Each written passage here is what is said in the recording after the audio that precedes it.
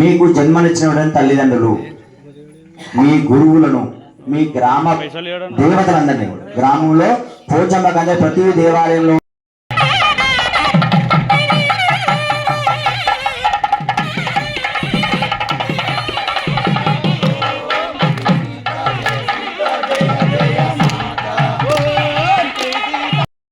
తీసుకోండి.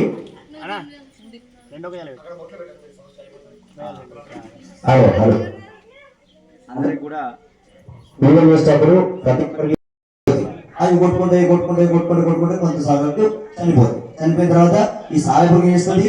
తర్వాత విషయాన్ని ఆ పురుగు మీద చల్లుతాం, చల్లి ఆ పురుగులు తింటారు. ఈ సాలె పురుగు ఏ విధంగా కూడా ఉపయోగపడింది? తనకు రక్షగా ఉంది, తనను కాపాడ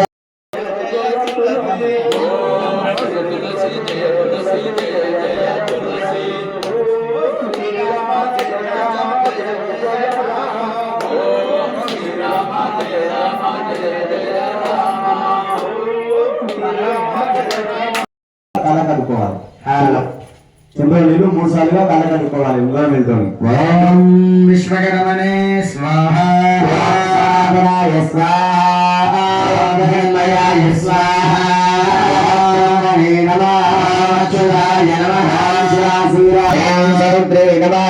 లోకేశాయ నమః, మోక్షదాయ నమః, శంకరాయ నమః, జ్యేష్ఠే నమః, భూష్ణే నమః, విశ్వ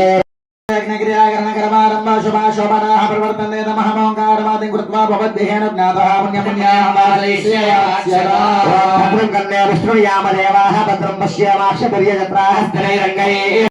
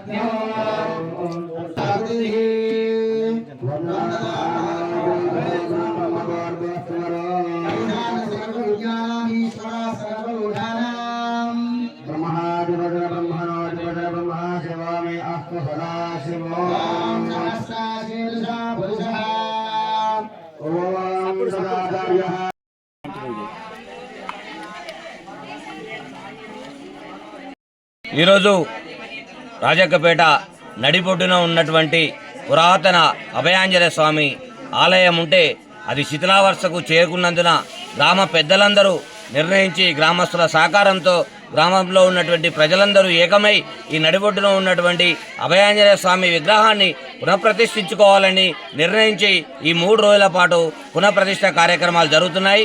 నేడు హోమం కార్యక్రమంతో మొదలుకొని రేపు కూడా హోమ కార్యక్రమము, ఎల్లుండి ఉదయం 7:58 పునఃప్రతిష్ఠ కార్యక్రమం జరుగుతుంది. ఈ ఆలయ చరిత్ర చాలా పెద్దది. ఇన్నడూ తాత ముత్తాతల కాలంలో ఇది ప్రతిష్ఠించిన దేవాలయం శిథిలావస్థకు చేరుకున్న తర్వాత అందరూ కలిసి ఏకమై ఈ ఆలయాన్ని ఉన్నటువంటి విగ్రహాన్ని పునఃప్రతిష్ఠించుకొని గ్రామ సంరక్షణార్థం గ్రామంలో ఉన్న ప్రజలందరి బావు కోసం దీన్ని ప్రతిష్ఠించుకోవడం జరుగుతుంది. జై శ్రీరామ్. నమస్కారం. తెలియజేయమనగా మన దుబ్బాక మండలంలో రాజకపేట అనే గ్రామంలో మన యొక్క ఆంజనేయ స్వామి అభయాంజనేయ స్వామి దేవాలయము పునరుద్ధారంలో ఉన్నది. ఆ యొక్క దేవాలయం అంతా కూడా ఆటుబాట్లతో ఇబ్బందులు ఉన్న విషయాన్ని గ్రామ ప్రజలందరూ కూడా గమనించి అందరూ ఏకమయ్యి ఈ యొక్క ప్రతిష్టా మహోత్సవాన్ని నిర్ణయించుకున్నారు. ఈ ప్రతిష్టా మహోత్సవంలో ప్రతిరోజు కూడా ఉదయం 3 రోజులు కూడా కార్యక్రమం నిర్వహించడం జరుగుతుంది. ఈరోజు ఉదయం పొద్దుగాల గంగా తీర్థం తెచ్చుకొని అదేవిధంగా పుణ్యావచనము, గణపతి పూజ, నవగ్రహ పూజలు, సర్వతోభద్రముల పూజలు, యోగిని మండల పూజలు, క్షేత్రపాలక పూజలు, నవగ్రహ అష్టదిక్పాలక ఏకాశితి వాస్తుమండల పూజలు, అఖండ స్థాపనతో సహా అగ్ని ప్రతిష్ఠ కార్యక్రమాలు, జలాదివాస కార్యక్రమాలు ఇలా ఉదయం పూట అయిపోయాయి. ఈరోజు సాయంత్రము మహిళామణులతో కుంకుమార్చన పూజ, అదేవిధంగా దీపోత్సవం అనే కార్యక్రమం, గాజుల పూజ, అగ్ని ప్రతిష్ఠ హోమ కార్యక్రమాలు సాయంత్రం కాలం నిర్వహించబడుతుంది. రేపు ఉదయాన యథావిధిగా మూలమంత్ర ఆహ్వానము, అదేవిధంగా స్వామివారి ఊరేగింపు అంగరంగ వైభవంగా ఊరేగింపు కార్యక్రమాలు జరుగుతుంది. ఎల్లుండి ఉదయాన పొద్దుగాల 7:52 నిమిషాలకు స్వామివారి దివ్యమైన భవ్యమైన విగ్రహ ప్రతిష్ట, యంత్ర ప్రతిష్ట నిర్వహించడం జరుగుతుంది. కావున భక్తులందరూ కూడా అధిక సంఖ్యలో విచ్చేసి ఆ భగవంతుని కృపకు ప్రాదులు కాగానే కోరుతున్నాము. ఇక్కడి దేవాలయం చాలా పురాతనమైనది. ఇక్కడ ఎవరు ఏ కోరిక కోరుకున్నా కూడా ఆ కోరిక తప్పనిసరిగా నెరవేరుతుందని అందరికీ భగవంతుడు సాక్షాత్కరిస్తున్నారని కూడా గ్రామ ప్రజలు పెద్దలు తెలియజేస్తున్నారు. ఈ విధంగా స్థల పురాణం ఏమని చెప్తుందంటే, ఈ ఆంజనేయ స్వామికి ఎవరైతే చెంబడు నీళ్లు పోసి ఆ శివలింగాన్ని అభిషేకం చేస్తారో వారికి నిత్యము కలలో సప్నంలో కనబడతానని కూడా భగవంతుడు సాత్కరిస్తున్నాడు. ఆ విధంగా ప్రతి ఒక్కరూ కూడా విచ్చేసి భగవంతుడి కృపకు పాదులు కాగాలని కోరుతున్నాము. జై బోలో సీతారామ ఆంజనేయ స్వామి వారికి.